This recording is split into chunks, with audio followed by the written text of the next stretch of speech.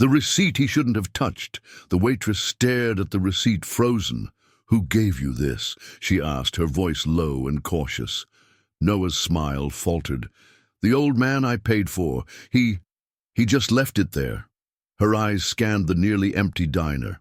"No one was sitting at that table when I passed by just now. No one." Noah blinked. "No, I swear. They were just here. Table 4. An old couple. Wore matching blue jackets. Looked like they hadn't eaten in days." The waitress picked up the receipt with shaking fingers. "This note," she whispered. "You sure you didn't write this?" He leaned over and read it again. In perfect cursive at the bottom of the receipt, "Don't go home tonight, not yet." Jay. Noah's heart skipped. He didn't know anyone named Jay. And no, he didn't write that. "Is this some prank?" he asked. But she wasn't laughing. The waitress folded the slip and stuffed it into her apron pocket. "You should go," she said firmly. "Now, right now." Just 10 minutes earlier, everything had seemed ordinary. Noah was finishing his third shift of the week, stacking chairs, wiping sticky tables, and listening to the buzzing fluorescent lights above his head. Life hadn't exactly been kind. His shoes had a hole in the sole, his hoodie smelled of stale bread, and rent was 2 weeks overdue. Still, he tried to smile. Hope was the only thing they hadn't taken from him yet. Then the door opened with a soft chime. A frail couple walked, in maybe late 70s clothes, old but tidy. The woman wore pearls that looked like they belonged to another era. The man held her hand like she was made of glass. Noah couldn't explain why, but something about them made his throat tighten. They sat quietly. The man read the menu but didn't seem to see it. The woman looked only at her water glass. He noticed how the man's hand trembled while trying to count coins. Quietly, Noah walked to the register, pulled out his wallet, and handed over the last $20 bill he had. He told the cashier, "I want to pay for them, just anonymously." Noah didn't expect anything back. It just felt like the right thing to do. But the moment he walked past their table again, the couple was gone. No bell, no goodbye. Just a half-eaten sandwich and the receipt. With that message. Now outside, the night air felt sharper, colder. Noah pulled his hoodie tighter and walked. His mind spun with questions, none of which had answers. Maybe it was a joke. Maybe they were con artists. But for what? A sandwich? He reached his apartment building, 4 floors of crumbling concrete and flickering hallway lights. He climbed the stairs 2 at a time, his gut oddly tight. His key was already in the lock when he remembered the message. "Don't go home tonight." He froze. What if it was just paranoia? But what if it wasn't? He stepped back and looked around. Everything was quiet. Too quiet. Then a sound, soft, like fabric sliding against metal, from behind his door. Noah didn't move. Another sound. This time clearer, a footstep inside his apartment. He backed away, heart hammering. Someone was inside, and whoever they were waiting. He ran, not a jog, a sprint, down the stairs, out the back exit, through the alley. His lungs burned as he rounded the corner to the only place he could think of, the 24-hour laundromat 3 blocks away. Inside, the buzz of washing machines felt oddly comforting. He sat in a plastic chair, trying to catch his breath. His phone buzzed. A message from an unknown number. "You did the right thing, now stay away for tonight." He stared at it. Another text followed. "Do not go back home until you hear from me." Noah didn't know what scared him more, the idea that someone was watching him, or the idea that this J person knew exactly where he lived. 2 hours passed. Midnight came and went. Noah's head drooped as he fought off sleep in the laundromat chair. An elderly woman folded towels nearby, the dryer humming steadily beside her. Then a third message. "Go to the diner. Sit where the couple sat. Look under the seat." He hesitated. It was insane. This entire thing felt like a weird dream, but everything inside him said, go. So he walked slowly, back through the cold night air, until he reached the diner. It was closed, the neon sign flickering dimly, but the door was unlocked. Pushing it open, he stepped inside. It was empty, silent. He went to table 4, the chair the old man had used. He knelt down, checking underneath, and there it was, taped to the bottom of the seat, a small envelope. He pulled it free, looked around once, then opened it. Inside was a folded sheet of paper and a single photo. The photo showed a young man, maybe 20, scruffy hair, torn jeans, standing in front of a white townhouse. Noah stared at it, feeling weirdly sick, because the man in the photo was him, not someone like him, not his twin, him. He flipped over the photo. One word written on the back, run. Noah stood up so fast the chair screeched. His heart thudded, wildly. What was this? Why would someone have a photo of him outside a house he'd never seen before? And how was it already printed, inside an envelope waiting for him? Suddenly, headlights flashed outside. A sleek black car pulled into the lot and parked at an angle. The engine didn't turn off. Then the back door opened. A tall man in a black coat stepped out. He didn't walk to the diner. He just stood there, watching. Noah froze, clutching the envelope. The man raised his hand and pointed at him. That was enough. Noah bolted through the kitchen, out the back, into the alley. He didn't stop until he was halfway across town. He spent the night hidden behind a grocery store dumpster, too wired to sleep. At sunrise, he walked to the bus stop with aching legs and eyes that stung.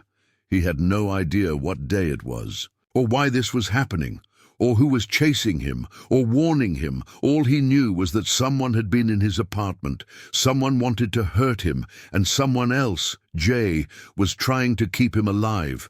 Then his phone buzzed again. You were never meant to be poor, Noah. They stole everything from you. That ends today. A pause. Then go to 73 East Sycamore Street. Ask for Martin Hayes. Don't trust anyone else. Noah looked up. He knew that address. It was the most expensive hotel in the city, a place he used to walk past on the way to job. Interviews he never got. And Martin Hayes. He'd seen that name before. Martin Hayes was a billionaire, a recluse, owner of Hayes Tech, a man who'd vanished from public life 10 years ago after a scandal no one could prove. Why would he want to see Noah? And what did he mean? You were never meant to be poor. The bus ride was quiet. Noah sat by the window, clutching the envelope in one hand and the photo in the other. His thoughts swirled, but no answers came. He arrived at 73 East Sycamore. Just after 9 a.m., the hotel towered above him. Sleek glass, gold trim, a valet who gave him a once-over like he didn't belong. But the moment Noah said the name Martin Hayes, the valet paled. He whispered something into his earpiece and nodded once. Right this way, sir, he said. Sir? It felt wrong on his ears. He was led past marble floors, through a private elevator, up 45 stories, until the doors opened to silence. Then, a man stood at the far end of a massive office, his back to the window, staring out over the city. Mr. Hayes will see you now, the assistant said, then vanished. Noah stepped forward slowly. The man turned. He was older, silver-haired, sharp-eyed. Not smiling. You paid for their meal, he said. That's what changed everything. Noah opened his mouth but couldn't find words. Martin Hayes walked closer and placed something into Noah's hands. A folder, thick, heavy. Inside, a birth certificate, Noah's name, but not the parents he knew, not the last name he'd grown up with, and beneath it, a DNA test, positive match. Martin Hayes, father. The billionaire's secret. Noah's hands trembled as he stared at the birth certificate. His name, Noah Ellis, printed in clear ink.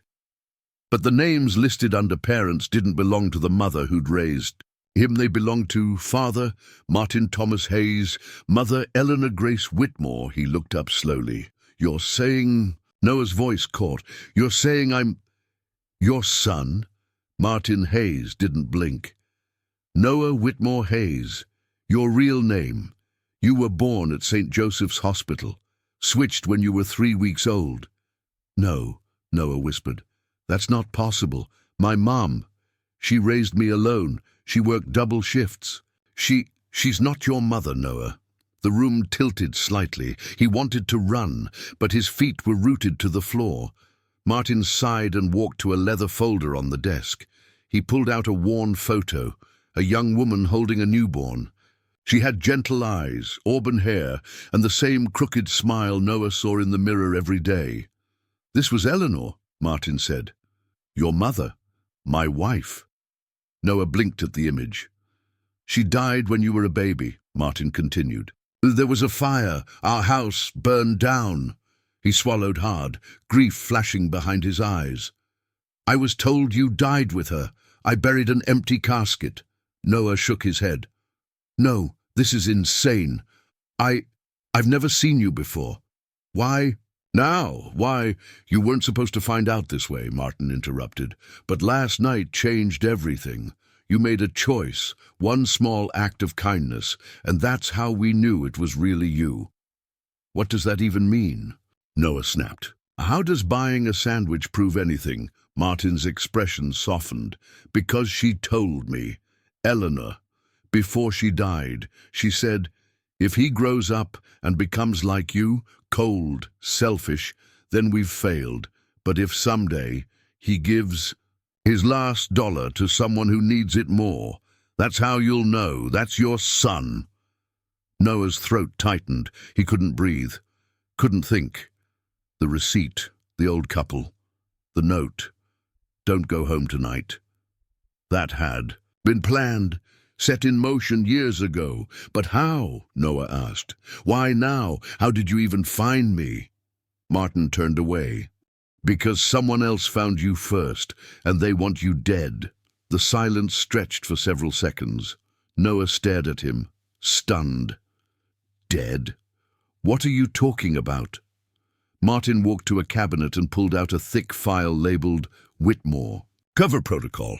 After your mother died, I went mad with grief. I trusted the wrong people, people who saw an opportunity. I was told your body was never found, but no one looked closely. Years passed.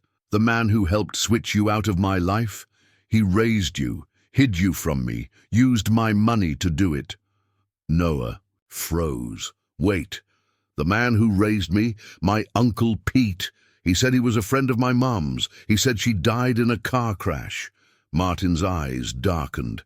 He lied. He took you, trained you to survive poor, to keep you out of reach. Because if you ever came back, if you ever inherited my name, you'd be a threat to the people who now control parts of my empire.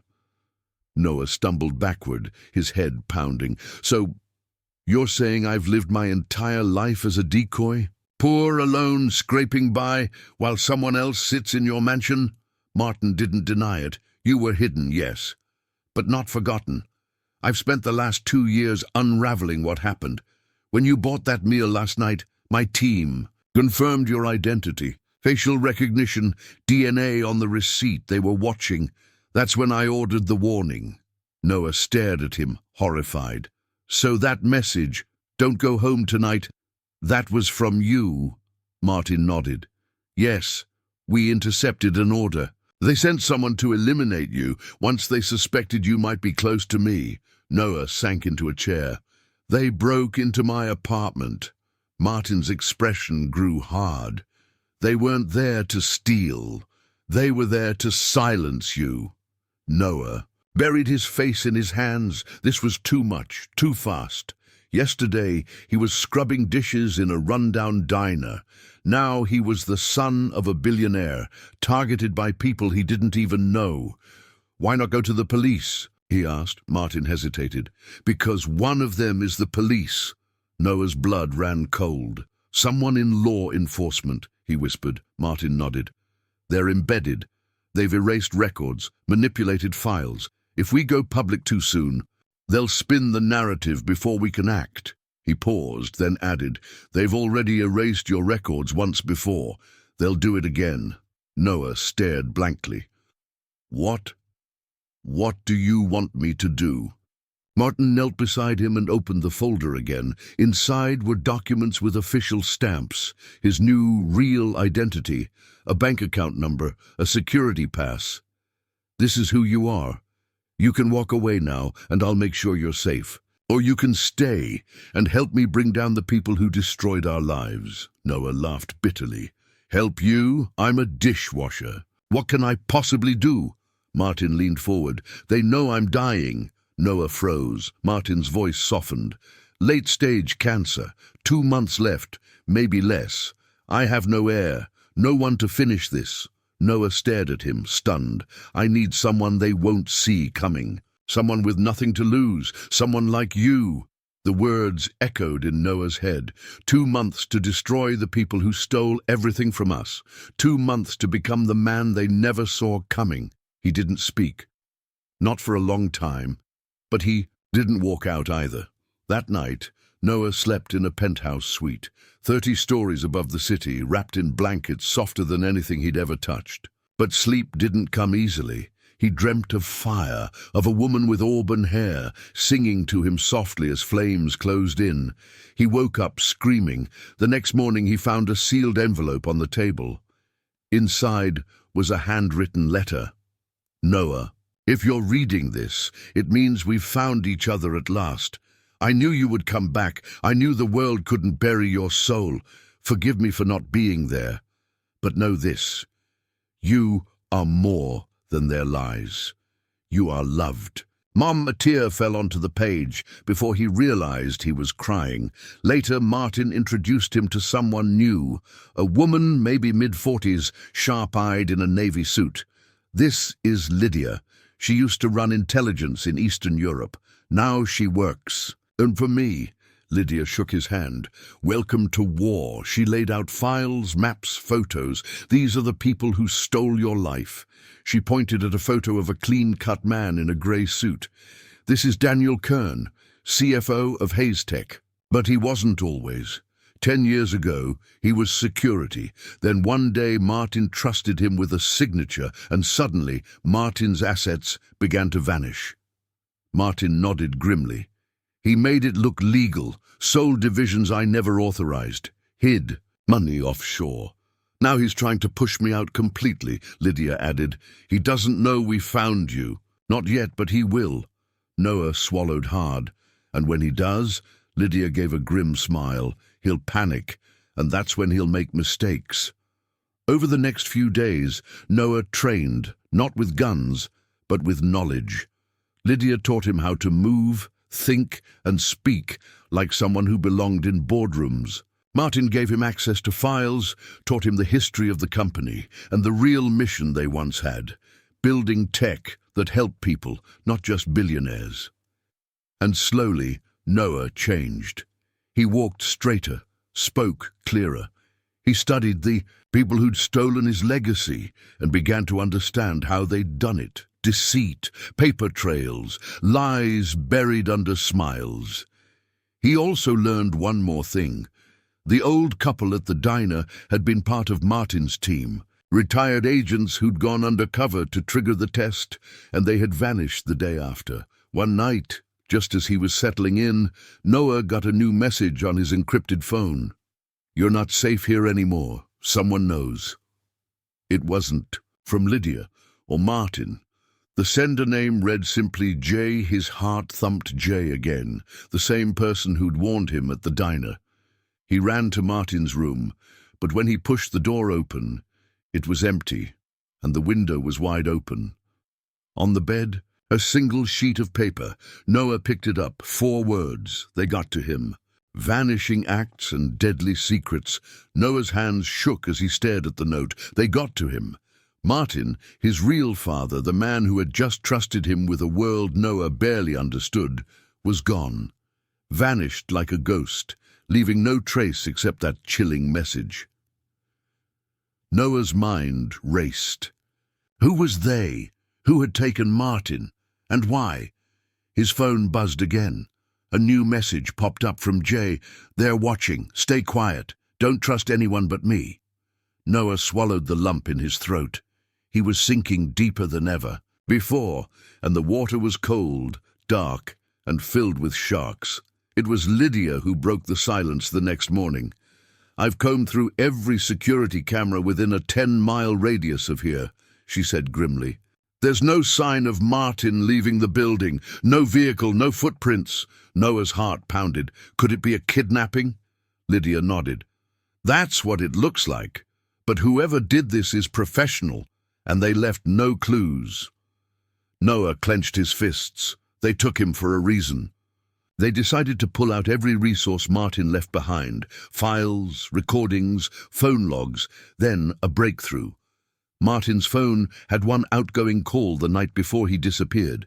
Noah stared at the number. It belonged to a small diner on the outskirts of town, the same diner where Noah had worked. Noah's mind exploded. The place where his two worlds collided. The diner, the place of kindness and survival. He and Martin's worlds were connected in ways he didn't yet understand. He shared the discovery with Lydia. "We have to go there. Now," she said. At the diner, the staff were tight-lipped, but a young waitress, nervous and pale, slipped Noah a note when no one was watching. "Watch your back.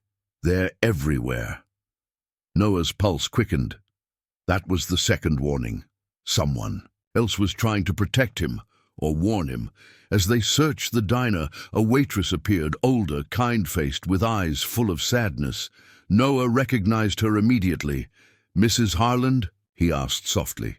The woman nodded. "I was one of Martin's trusted friends, the couple you saw last night. They were my parents." Noah's mind raced. "They're missing too." Mrs. Harland's voice broke. "They were the last ones to see Martin alive." Noah felt a cold shiver. Later that night, Noah's phone buzzed again. A video message. Dark room, shaky camera, a man's face, bruised and tired. "Noah, if you want to find Martin, you have to play by their rules. They're watching your every move. The truth is buried beneath layers of lies. Start digging where the fire began." The video cut off. Noah's eyes burned with determination. He remembered Martin's words. The house fire. Noah realized the fire that took his mother's life might hold the key. He showed the video to Lydia. "We need to investigate the house," she said. The next day, they arrived at the ruins of the old Whitmore estate. The place had been abandoned for years, ashes and rubble, but something was off. Noah's gut screamed. He found a hidden door beneath the floorboards. Inside, files, photos, and a dusty journal. Noah opened the journal. His mother's handwriting. Page after page chronicled her. "Fears, Martin trusts the wrong people," one entry read. "Our enemies are closer than we think." Noah's heart pounded. Someone had been watching them long before he was born. Among the files, Noah found blueprints of a secret room inside the house. They searched and found a hidden safe. Inside, a flash drive. Noah plugged it into Martin's laptop. Videos, meetings with shady men, contracts signed in secrecy, Martin's voice over the footage. "I won't let you take my company." Not without a fight. Noah felt the fire ignite inside him. That night, a sudden crash shattered the silence. Masked intruders broke into the penthouse. Noah and Lydia barely escaped through a back door. They raced into the city, hearts pounding, safe. "For now, but not for long." Noah looked at Lydia. "This isn't just about money. It's about power," she said, "and revenge." Days later, Noah received a mysterious package. Inside, a single photo. Martin, smiling, holding a small child. Noah. But the photo was dated a year ago. How was that possible? Noah stared at the photo, questions swirling. Was Martin alive? Had he been hiding? Or was someone trying to drive Noah mad? The next message from Jay was chilling. Trust no one, not even him. Noah's world spun, shadows of the past and betrayal unveiled. The photo sat heavy in Noah's hands. Martin holding a child. A year ago. It was Noah. but the memory felt like a stranger's story. How could Martin have hidden from him all this time? Noah's mind burned with questions. The cryptic message from Jay echoed in his head. Trust no one, not even him. Was Martin truly his father, or had someone used the photo to twist Noah's mind? Lydia was the only person Noah could trust now. We need to trace Jay's identity, she said, her voice steady. Together they worked through encrypted messages, hacking into Martin's secure contacts. Hours later, a name surfaced. James Carter, Lydia whispered, a former corporate spy turned whistleblower, someone who had a grudge against Martin's enemies, and maybe against Martin himself. Noah's phone rang. The caller ID was blocked. Who is this? Noah demanded. A cold voice replied, I'm the one who can tell you the truth.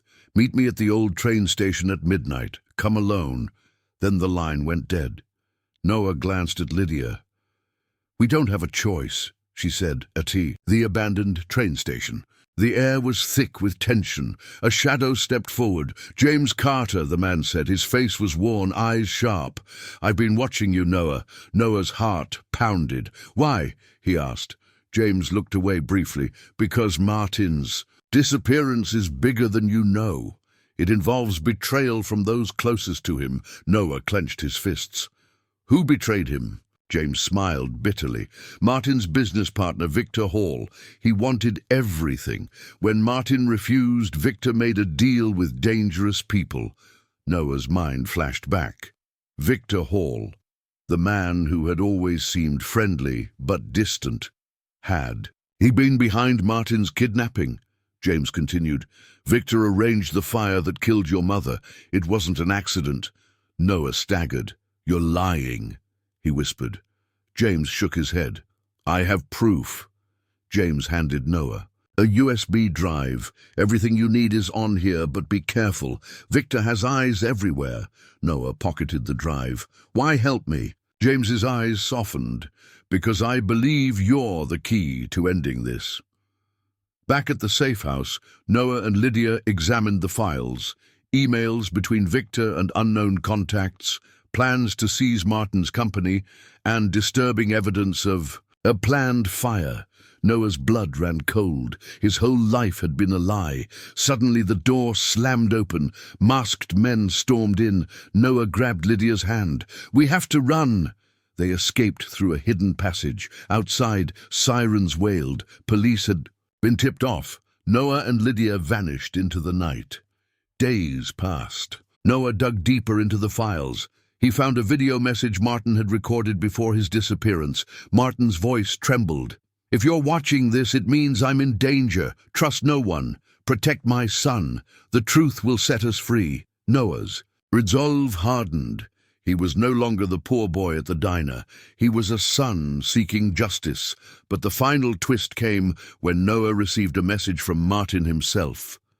Noah, if you want to survive, meet me at the pier at dawn. Alone. Noah's heart raced. Was this a trap? Or a chance to reunite with the father he barely knew? The pier, the truth, and shattered loyalties. The first light of dawn crept over the pier as Noah stood alone, his breath clouding the chilly morning air. His heart thudded with every step he took toward the shadowed figure waiting at the end of the dock. It was Martin, Noah's father, battered, weary, but very much alive. Dad, Noah breathed, the word barely escaping his lips. Martin nodded. Grimly, his eyes heavy with secrets and pain. We don't have much time. Martin explained everything in hurried whispers. Victor Hall, his once trusted partner, had betrayed them both. The fire wasn't just an accident. It was a calculated move to wipe out Martin's family and take control of everything. He's ruthless, Martin said. He's backed by dangerous people who won't stop until I'm dead. Noah's fists clenched. How do we stop him? Martin looked over the water, then back at Noah. There's a file, a contract, hidden in Victor's safe. If we get it, we can expose everything, but it's guarded. Suddenly, the sound of footsteps echoed behind them. Men in dark suits appeared, guns drawn. Noah! Martin hissed. Run! Noah sprinted as bullets tore through the wooden pier. He ducked behind crates, heart pounding, as chaos erupted. He glanced back. Martin was cornered. "No!" Noah yelled, but before he could react, a gunshot rang out. Martin collapsed. Noah's world shattered. Desperation fueled him. He fought through pain and fear to drag Martin away from the pier. "Stay with me," Noah pleaded, pressing a rag to the wound. Martin coughed, weak but alive. Days later, Martin was hidden safely in a secure location. Noah and Lydia worked around the clock to prepare for the final move against Victor. They studied the blueprints of Victor's mansion. Security was tight, but they found a weakness: a service tunnel used for deliveries. Noah felt the weight of responsibility settle heavily on his shoulders. The night of the infiltration, Noah was a shadow moving through the tunnels. His hands trembled, but his mind was clear. Inside Victor's office, he found the safe. Codes cracked, lock undone. Inside lay the contract, a document detailing Victor's illegal deals, the fire conspiracy, and plans to sell the company to a rival cartel. Noah copied everything onto a flash drive. Suddenly, footsteps approached. "Victor." "Looking for this?" Victor sneered, stepping from the shadows. "Noah," he said, voice cold, "you don't understand what you're up against." Victor lunged, but Noah dodged, running toward the exit. Outside, Lydia waited anxiously. "Noah!" she cried. Together, they escaped just as alarms blared. Back at the safe house, Martin's health worsened. Noah sat beside him, flash drive in hand. "We have the proof," Noah said. "We can bring him down." Martin smiled faintly. "Promise me, protect the family." Noah nodded, tears in his eyes. The next day, Noah uploaded the files to the authorities and the press. The news exploded. Victor Hall was arrested. The cartel connections unraveled. But the victory was bittersweet. Martin's wounds were grave. One night he whispered, "Noah, I'm proud." Then he was gone. Grief crashed over Noah like a tidal wave, but in his heart a fire burned brighter. He was no longer the poor boy. He was a man who had fought shadows, uncovered lies, and found his family. As the sun rose, Noah stood at the diner, where it all began. A waitress approached with a warm smile. "Your meal's on the house," she said. Noah smiled back, feeling the circle complete. Redemption, healing, and the true meaning of wealth. Noah stood at the edge of the city park, the morning sun warming his face as the breeze carried the scent of fresh flowers. The chaos of the past weeks, the fire, the betrayal, the loss, felt like a distant storm, now fading into the calm after the tempest.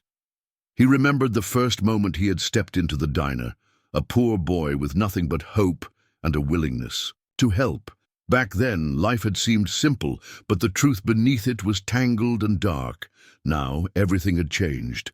The news of Victor Hall's arrest had sent shockwaves through the city and the business world. His empire crumbled, exposing corruption and lies that had festered for years. Noah had watched it all unfold, every headline a bittersweet victory. Justice had come, but at a cost: the loss of his father, Martin. Martin's funeral had been small and private, attended only by close friends and the elderly couple Noah had once helped. Mrs. Jenkins held Noah's hand tightly. "Your father was a good man. He fought for what was right until the very end." Noah nodded, tears streaming down his face. "I just wish I had known him better." The days that followed were filled with rebuilding, not just of businesses, but of hearts. Noah found himself drawn back to the diner, the place where kindness had first changed his life. The elderly couple, the Jennings, were regulars now, and Noah always made sure their meals were taken care of. One afternoon, as Noah closed up, the door jingled. A tall man in an impeccably tailored suit entered, his presence commanding but kind. "Noah," the man said, smiling warmly. Noah's heart skipped.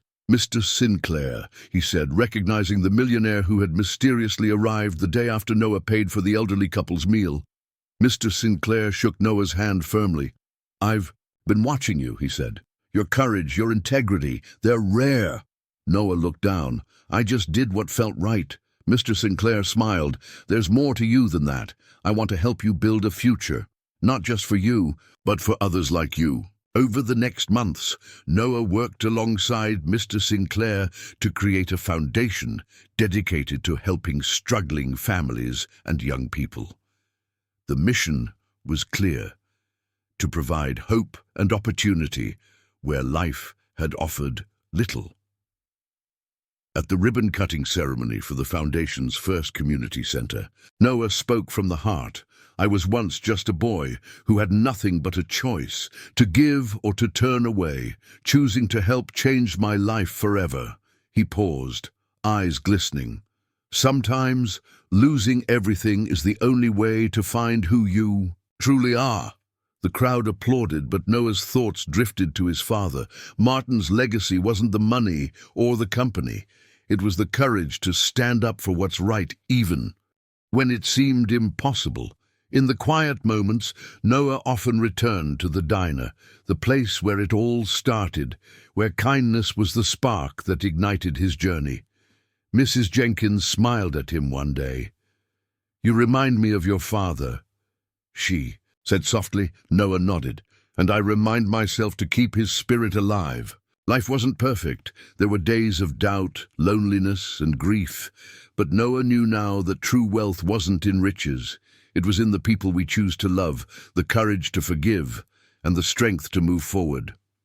As the sun set, Noah looked out at the city skyline. The future was uncertain, but for the first time it was filled with hope.